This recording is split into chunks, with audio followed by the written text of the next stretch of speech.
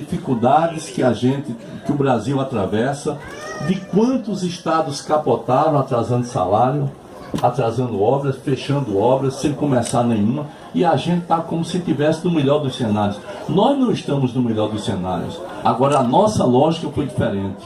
Eu não permiti que o Estado embarcasse na mesma lógica do governo federal. Apertar tudo, diminuir o investimento e a conta deixar sobre os ombros da população mais pobre. Eu fiz o inverso. Eu aumentei o investimento. Observe, essas 5 barragens, essa aqui é a primeira que nós inauguramos, daqui a pouco vamos inaugurar a segunda, e daqui a um mês inaugura mais 2, lá em Pedra Lisa, a de Pedra Lisa lá em Imaculada, e a de São Vicente Seridó de Cacimbinha, fica faltando uma para agosto, setembro, que é lá em Pedra Lavrada. Das 5, mais de 20 milhões de reais, das 5, essas 5, todas elas estão sendo pagas com dinheiro do povo da Paraíba. Não tem um centavo de fora. Não vem um centavo de fora. Tudo dinheiro da Paraíba. Essas 5. Ou seja, a Paraíba mudou completamente o seu perfil. Era um estado que dependia do governo federal. Hoje mudou o seu perfil. E tanto é que no meio dessa confusão da política, o estado tem um governador que tem posição política. Eu não escondo de ninguém, porque eu sou um daqueles que eu costumo ser grato. Eu sou leal e sou grato. Quem faz pelo povo da Paraíba, eu vou reconhecer eternamente.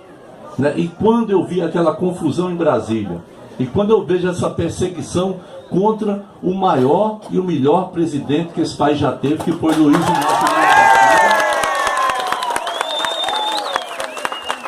não tem a menor dúvida, eu não vou me calar. Eu não me calo. Eu posso ser pequenininho ou grande, não interessa. Mas eu não posso me calar, porque eu lembro que o povo vivia melhor. Eu lembro que as pessoas tinham um poder aquisitivo maior, podia comprar mais, se alimentar mais. Eu lembro que o Brasil saiu do mapa da fome. Eu lembro que eu chegava lá fora desse país e todo mundo olhava orgulhoso. Mas o Brasil, o presidente Lula, o Brasil tinha estatura internacional. Nós perdemos tudo.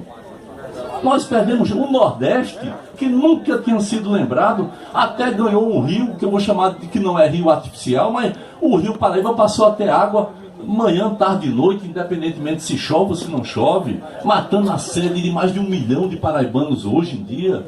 Ou seja, nós conseguimos elevar o Nordeste a uma condição importante no Brasil. E quando você percebe hoje, a única coisa é uma tentativa de massacrar um cidadão. Massacrar de manhã, tarde e noite. A televisão não para. É como se a única coisa que importasse para eles é não permitir que Lula seja candidato, para pacificar o Brasil, para dizer que o pobre tem o mesmo direito do rico e que todo mundo junto tem que construir um grande país. É isso que não se permite aqui dentro. E não é possível.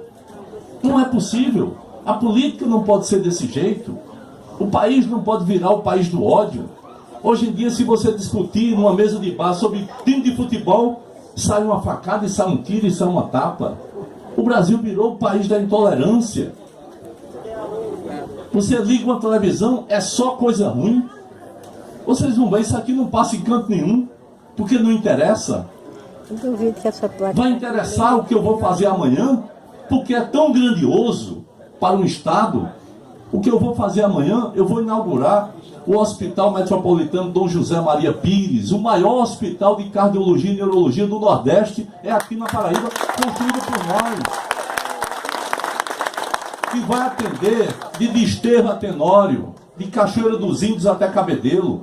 É um hospital de referência, porque vocês sabem, pode ver na família, as pessoas morrem de quê? Infarto, AVC, morre tudo disso.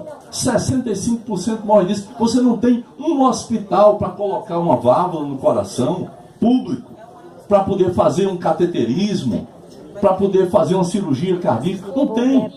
Aí o nosso governo, que é um governo do tamanho da Paraíba, eu não sou daquele tipo de político que pensa pequeno. Enquanto a oposição está remoendo mentiras, calúnias pessoais, eu estou aqui trabalhando e eles perdendo tempo lá, achando que o povo está querendo saber o que eles pensam. Então, a Paraíba amanhã ganha, aí a grande mídia vai querer saber. Claro, porque não tem como não saber. Como é que um estado como a Paraíba pega mais de 80 milhões de recursos próprios, pega 22 milhões de recursos federais. Observe, 86 milhões nossos, do povo da Paraíba, e 22 milhões de recursos federais que apresenta Dilma.